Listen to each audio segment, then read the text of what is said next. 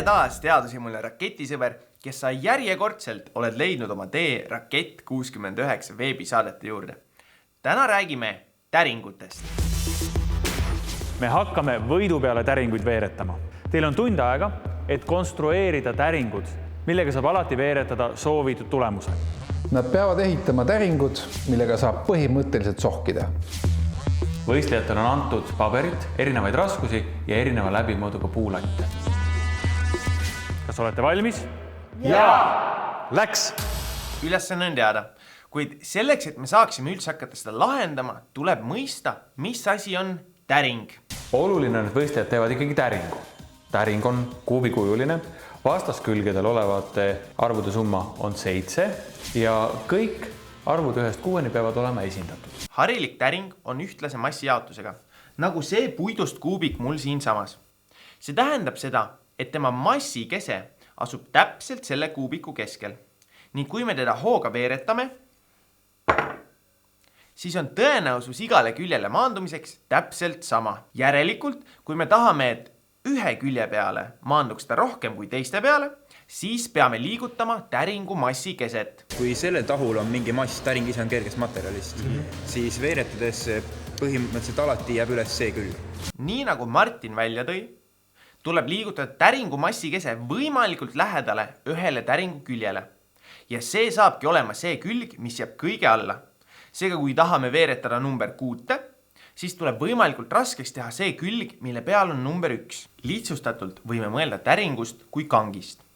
Kui täring on serva peal, siis kumbale poole ta maha kukub, kas ühele või teisele poole. Vaatame nüüd seda kangi analoogiat. Mul on siia joonistatud üks täring, just kui küljelt vaates. Oletame, et selle külje peal siin on kirjas number 1, selle peal siin 6, selle peal siin 2, siin 5 ja ees ja taga vastavalt 3 ja 4. Kui nüüd täring peaks sattuma sellisesse olukorda, siis võib ta kukkuda nii number 1 alla kui ka number 2 alla, mis tähendab, et peale võib sattuda kas 6 või 5. Me ei tea kumb. Ja kui me joonistame siia nüüd just kui kangi, mille toetuspunkt on siin alumise serva juures, siis kui kangi mõlemad pooled on tasakaalus, siis ideaalse täringu puhul võibki täring jääda selle serva peale seisma. Päriselus ta tavaliselt kukub kas ühele või teisele poole. Kui nüüd aga kangi üks külg teha raskemaks, näiteks siia lisada mingit raskust, siis kukub täring suurema tõenäosusega number 1 peale, ehk number 6 jääb täringu tippu. Saame vaadata ka seda päriselu kangi siin. Nimelt, praegu on ta tasakaalus. Teda saab lükata ümber mõlemale poole, kuid kui me saame ta nüüd jälle siia serva peale seisma ning lisame ühele poole raskust, siis on ju üpris selge, milline pool maha kukub. Ja täring kukkuski siis sisuliselt ühe küljega allapoole. Ja nii saabki suunata täringut sinna, kuhu me tahame. Kaalume ühe materjalina paberit, aga arvame, et see jääb nõrgaks ja läheb katki, seega otsustame puidu kasuks. Vaata. No, jäi või? Jah. Puurime sinna väiksed augud, et lüüa sinna väiksed metallkuulid, pluss paneme veel sellele poolele ühe seibi lisaks, et oleks kindel selles raskuses. Puidust kuubikute tegemine on hea mõte, kuid kuna puit on üpriski raske, siis on ka tema massi keset üpris keeruline liigutada ning paarist seibist ei pruugi lihtsalt piisata. Proovimegi nüüd välja arvutada, kui palju saab selle puidust kuubiku massi keset liigutada, kui lisame siia ühe seesuguse seibi. Kaalume kõigepealt mõlemad ära. Puidust kuubik kaalub umbes 43 grammi. Kaalume nüüd ära ka seibi. Seib kaalub 11 grammi. Meie kuubiku mõõtmed on 45 x 45 x 45 millimeetrit. Praegu asub kuubiku massi kese kuubiku keskkohas ehk umbes siin. Mõlemast küljest 22,5 millimeetri kaugusel. Lisame kuubiku serva ka seibi. Et leida, kus asub kuubiku massi kese, siis kujutame ette kangkaalu, kus ühe õla peal on kujutatud kogu kuubiku mass ning teise õla peal seibimass. Tähistame massi keskme nihke X-iga.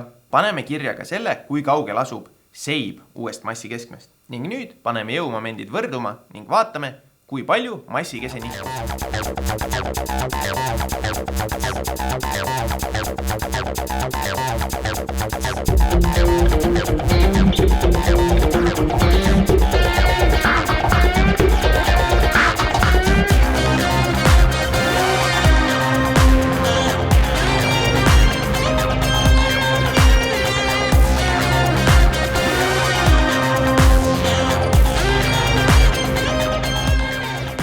nägime, et massikese nihkus seibi lisamisel kuubiku keskpaigast 4,6 mm seibi poole. 4,6 mm on väga vähe ja selleks, et saaks massikeset rohkem liigutada, tuleks valida mõni kergemast materjalist kuubik. Mul on siin üks punane paberist kuubik ning kaalume nüüd ka selle ära. Paberist kuubiku mass on ligi 7 grammi. Kasutades juba varasemalt välja arvutatud suurusi, saame lihtsalt uued numbrid sisse asendada ning vaatame, kui palju nihkuks massikese sama seibiga, kuid paberist kuubiku.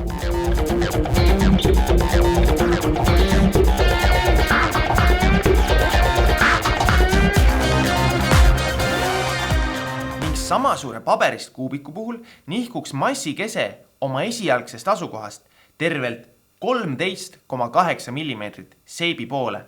See on rohkem kui pool seibi ja massikeskme vahest. Peaksime tegema täringut paberist, sest et meil on vaja panna raskused neile õigetele külgedele.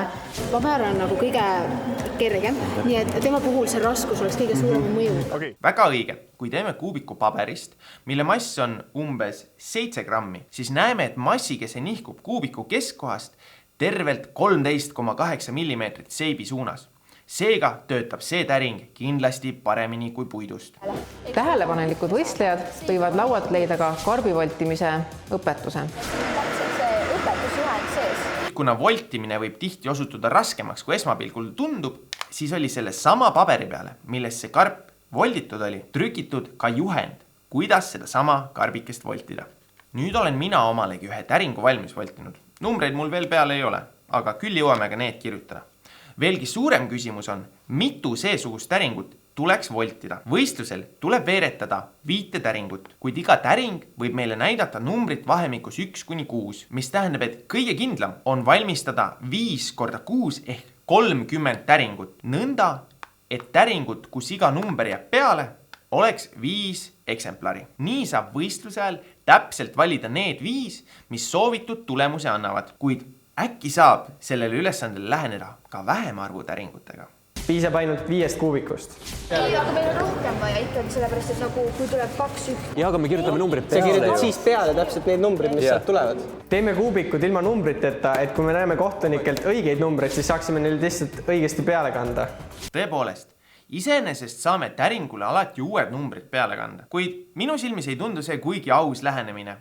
Kujuta ette, et mängid lauamängu täringuga, kus keegi on pidevalt küljed uuesti üle teipinud või üle joonistanud. See lihtsalt ei näe välja nagu aus täring. Ülesande lahendamiseks ei pea tegema mitut erinevat täringut. Piisab ainult mõnest. Näiteks selline täring koosneb 2 osast.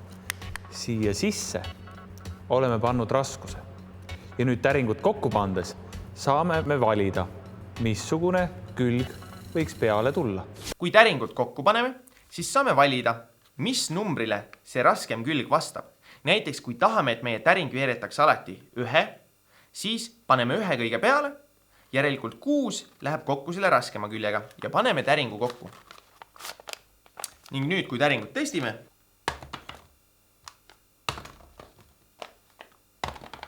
ja järjest tuleb 1.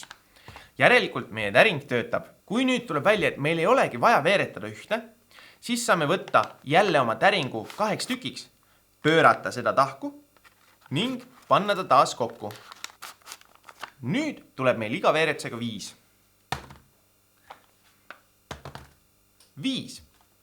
Ja nii saame teha kõigi nende 4 küljega 6, 2, 1 ja 5. Kahjuks selle täringuga 3 ja 4 kiiresti veeretada ei saa. See tähendab, et meil kindlasti tuleb mõni täring juurde teha. Suuremad matemaatikahuvilised võivad nüüd kodus välja arvutada, mitu seesugust täringut meil vaja oleks, et kõik võimalikud kombinatsioonid, mida 5 täringuga annab veeretada, oleks ka meie poolt järgi visatavad. Me viskame 5 täiesti tavalist täringut.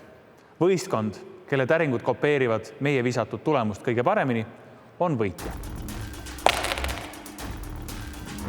1, 1, 2, 3, 3.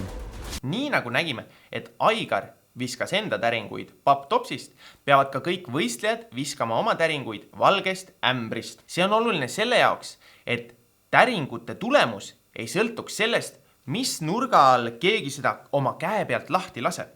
ma olen meie lahenduses täiesti kindel ja absoluutselt rahulik. Need täringud ei ole väga täpsed. Saame väga-väga hästi hakkama ja ilmselt on võit ka meie. Nii sinine kui punane tiim on väga enesekindlad. Nad testisid kõiki oma täringuid ükshaaval laua peal veeretades ja veendusid, et nad kõik töötavad. Kuid kui paljud testisid korraga 5 täringu veeretamist ämbrist? Vaatame nüüd punaste esimest katset. Punased, teie alustate. Kas nägite, kui kriitiliselt täpselt on punaste täringute massi keskmed asetatud? Kevin veeretab nad ämbrist välja, nad juba maanduvad ühele küljele, kuid seejärel hüppavad veel selle õige asetuse peale. Vaatame nüüd ka Kevini teist katset.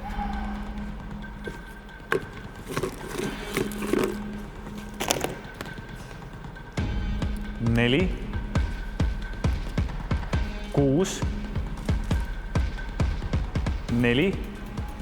Jumal ees, palun tule õige, palun tule õige, palun tule õige. 3. Ma olen lihtsalt nii vihane praegu. See on nüüd täpselt see koht, mida oleks saanud vältida, kui seda oleks enne katsetatud. Kui oleks katsetatud 5 täringu ämbrist koos viskamist, ehk oleks see viga enne välja tulnud, kus täringud jäävad liiga kokku, et neil ei ole ruumi oma asendeid võtta. Seega oleks pidanud lihtsalt iga kord tugevamini kindla peale viskama, et täringud saaksid minna üksteisest laiali ning võtta soovitud asendi.